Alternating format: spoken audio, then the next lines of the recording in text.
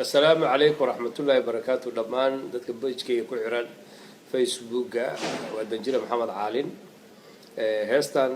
ninkii fanaanka ahaa ee oromada ahaa halgamaaga ayaa ku luuqinayay wuxuuna kamid ahaa dadkii ku soo caanbaxay isbedeladii Ethiopia ka bilaabmay 2015 16 17 ilaa markii dambe 18 bishii afraad uu Abiy Ahmed uu guuleystay. marka Ethiopian crisis wararkan hadda socdo oo ah Ethiopia in internetka laga jaray Ethiopia inay sanadihii ugu dambeeyay ahayd dalka labaad ee ugu dadka badan qaaradda Afrika. Ethiopia inay dhisanaysay biyo xireenka ugu weyn taqaana qaaradda Afrika oo la doonayay inay biyaha ka yimaado buuraha Ethiopia webiga Nile ama buluuga taqaana Nile biyaha ku darsama ama biyaha ugu badan ee webiga Nile uu helo ay ka yimaadaan Ethiopian mountains ama buuraha Ethiopia. marka waxaan jeclaystay inaan asxaabtayda ama dadka follow gareeya page-kayga inaan dhowr wax ku dul istaago. dadka intiina badan waa la socotiin taariikhda Ethiopia waxaan hadda cusub idin sheegaya. Ethiopia waxa leedahay Middle East-ga Ethiopia waa Ethiopia waxay ka kooban tahay Yuhuud, waxay ka kooban tahay Christian, waxay ka kooban tahay Islaam. Ethiopia waxa weeye waa waddan mataqaa taariikhaha diimaha oo dhan ay sheegtaan oo masiixiyiinta ugu waaweyn way sheegtaan waxayna kaniisada ku yaala 3,000 sano jiray. Yuhuuddu way sheegataa, muslimku wuu sheegtaa. marka waa waddan diimahoo dhan ay mataqaan u arkaan inuu dhul barakaysan yahay oo dad mataqaan wanaagsan ay ka yimaadeen. marka hadda kacdoonkan Ethiopia ka jira annaka haddaan Soomaaliyeed nahay ama Soomaali geeska Afrika nahay ama jamhuuriyaddii Soomaaliya oo jiray burburtay aan nahay. Ethiopia waxa weeye xilligii civilizationkii ugu dambeeyay ama kacaankii warshadaha wixii ka dambeeyay ama qaybsigii Berlin 1884 xilligaas baan ka soo bilaabayna. wixii ka horeeyay waxaan dhihi karnaa waa xilliyo mataqaana dhul goosi ah oo mataqaana taariikhda casriga waxay ka soo bilaabatay markii la doonto adduunku uu isku dayay inuu dalal qabsado oo kheyraad raadsado. marka Ethiopia way ka qayb gashay xilligaas waxaana haystay mataqaana familkii Menelik iyo mamlakadii isbedelay ilaa Haile Selassie uu yimid. ilaa intaas Ethiopia waxa lagu qasbayay ama lagu sameeyay in dhaqanka iyo culture-ka qoomiyadda Amxaarada meel kasta la gaarsiiyo. dhinacan ilaa Eritrea la gaarsiiyay, dhinacan ilaa Semabu ayaa la gaarsiiyay, dhinacan waxa la gaarsiiyay ilaa iyo mataqaana gobolka Cafarta la gaarsiiyay, dhinacan ilaa Soomaalida la keenay. marka dadku waxay ku wada hadli karaan luqadda Amxaarada. jaamacadaha luqadda Amxaarada lagu dhiganayay, museumka, history-ga caalamka oo dhan waxa loo sheegay mataqaana waana dhibka hadda ka jira India oo luqadda Hinduugu uu yahay luqadda population India oo dhan lagu gumaysto oo mataqaana ah oo luqadaha badan. marka way jirtaa inay qoomadu isku gumaystaan. marka hadda kacdoonkan hadda ka socda ay qoomiyadda Oromadu wado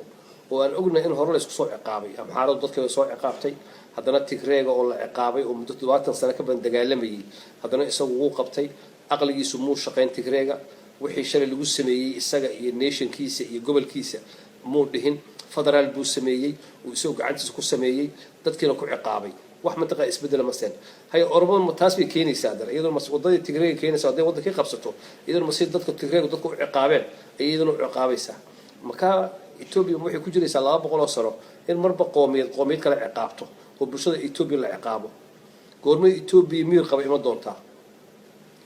iyadoo fursadda technology-ga adduunka hadda uu ka fudud yahay oo hadda casri yahay oo hadda qofka dishid markii la soo sawirayo dadkii hadda population ka dhalinyarada ahaa waxa weey 70% population of Ethiopia waa dhalinyaro dad aad u dhalinyaro ah oo mataqaana shaqaalaawayaal ah. waxa uu leeyahay jaamacadaha Ethiopia 10,000 baa ka soo baxa dhakhtar. shaqo ma jirto dhulkii Ethiopia dhul goosi baa qaatay shirkado waxa la wareegay South Korea Saudi baa qaatay dhulkii waa la wada kareystay dadkii magaalooyinka way isugu yimaadeen dadkii mataqaanaa social media oo bay ka dhigteen mataqaanaa shaqo maalmeed marka income-kii ugu yaraaday qofka soo galay khayraadkii Ethiopia dawladda waaweyn baa qaatay waa ogtiin wadada tareenka hadda cusub la sameeyay shaqaaleynta dadka tareenka shaqeeya waa Chinese dadkii localka ma haystaan shirkado Chinese ay yimid oo warshadaha dharka iyo kabaha meesha ku sameeya waxay doonayaan hadda inay mataqaanaa energy-ga inay China inay gataan bay doonayaan iyagu ay gacantooda ku gataan marka waxaas oo dhan oo adduunkiinu cadow khayraadka ku yahay dhinacna bulshadii ay dhibaato ku hayso maxaan ka filan karnaa dalka Ethiopia haddii Ethiopia suurtagal ma aha hadda inay Tigray ku soo noqdaan suurtagal ma aha inay Amxaarad ku soo noqoto dadka hadda la kala celin laayay waa dadka Oromada ah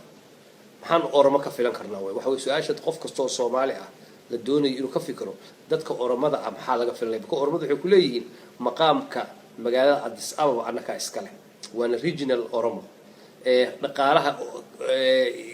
muxuu ahaa Ethiopia annaka iskale mina fahantiin weey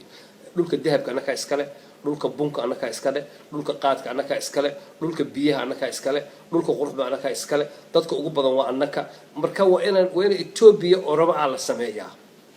Ethiopia Oromo waa in la sameeyaa marka arinta annaka qatar ma noo tahay tii Amxaarada iyo tan hadda Tigreega waan soo aragnay tan Oromadu annaka maxay noo tahay war Soomaalidu su'aasha u tahay annaka haddii Oromo Ethiopia qabsato qatar bay noo tahay ilaahu naga badbaadiye ma ahe qatar bay noo tahay because Oromadu waa dad annaka noo eeg waana dad fikir ahaan iyo maskax ahaan aaminsan in dhulka Soomaalidu degantaan u dhul Oromo ay yahay marka riskiga aniga ii muuqdo oo hadda kulli taariikhda kulli cajalada waa cajal taariikh gali doonto haddaan Ethiopia aan miir ku soo noqon oo Ethiopia aanay iman anfarta qiimaanaysa Soomaalida qiimaanaysa uraagada qiimaanaysa Tigreega qiimaanaysa Amxaarada qiimaanaysa Sidaama qiimaanaysa Gambeelle qiimaanaysa nation kasto Ethiopia qiimaanaysa khayraadkooda qiimaanaya deegaankooda qiimaanaya sharaftooda qiimaanaya hadday Ethiopia miir qabtaa timaado annaga wax dhibaato lagu hayso Ethiopia naqaanay marna Amxaara haysatay oo ciqaabaysay oo dadka la ciqaabayay marna Tigray haystay oo dadka la ciqaabayay hadda Oromo joogta 2018 ayaa dhammaan xirooyinka ciidamada ee magaalada Jigjiga kuwa baydhabo jooga kuwa gobol dhexe jooga sarkaalka Amisom agaasimaha ururka IGAD inta waa Oromo marka ninkan maalin ku baran weydid ku baran maysid dhowr maalmood hadda hal maalin hadda wax qiyaasi weydid marka bal qiyaasa dadka Soomaaliyeed waxa uga digayaa ha buunbuunina qatarta Oromada yaa la buunbuunin Oromadu waa dad wax ka guuxayaan waxaan ka guuxayana Ilaahay uun baa annagu Ilaahay baan aaminsan inaan ducaysano oo Ilaahay aan weydiisano Ilaahay Ethiopia qaboojiyo waxa weeye dhibaatada ugu daran waxa weeye Oromadu wax aanay Amxaaran hore u soo sheegan jirin Tigreeguna hore u soo sheegan jirin bay sheeganaysaa Oromo waxay ku leedahay khayraadka annaka iskale biyaha annaka iskale korontada annaka iskale caasimada Addis Ababa annaka iskale Ethiopia annaka iskale annakaana ugu badan hadday markaa gacanta ku qabtaan ma ku joogsanayaan deegaankooda weey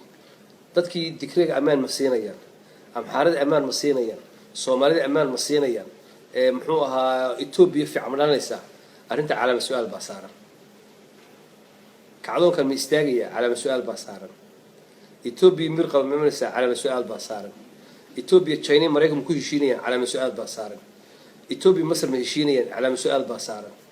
Ethiopia Muslim Christian ma noqonaysa calaamad su'aal baa saaran Orthodox adduunka ugu awood badan kaniisada ma lagu bi doonaa calaamad su'aal baa saaran marka waxa soo conflict ah Ethiopia saaran Ethiopia la fududeysan marka qoomiyadaha Ethiopia annagu haddaan Soomaali nahay boqolkii sano ugu dambeeyay dhibaato badan baan kala kulannay waxa maanta annaka midnimadeena qaybiyay waxa maanta Soomaali isku diray waxa Soomaali dagaalada galiyay waxa Soomaali mataqaanaa mashaakilkeeda galiyay waa taariikh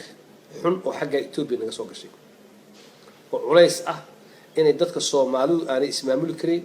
inay dadka Soomaalidu aanay dawlad yeelan kareen marka waxa weeye haddaanu mar kasta u sabcino shalay tigreeg waxaan arkayn ha luqadu noo ogolaaday ismaamul buu noo ogolaaday muxuu nagu sameeyey waana ciqaabeen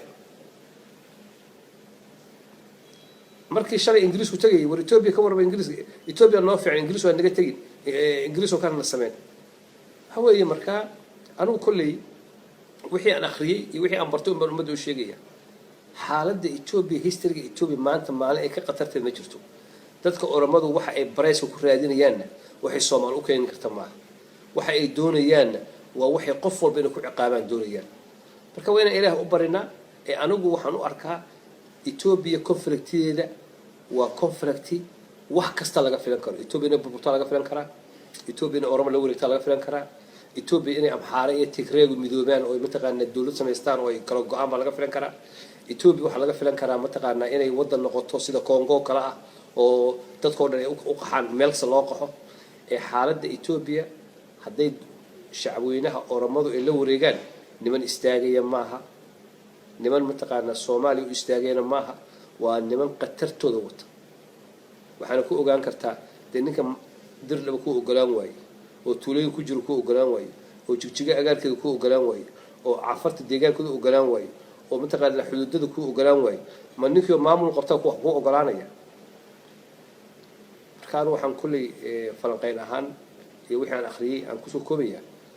salaadaha badiya duceysta inuu Ilaahay meesha fidna nooga keeno assalaamu calaykum waraxmatullaahi wabarakaatuh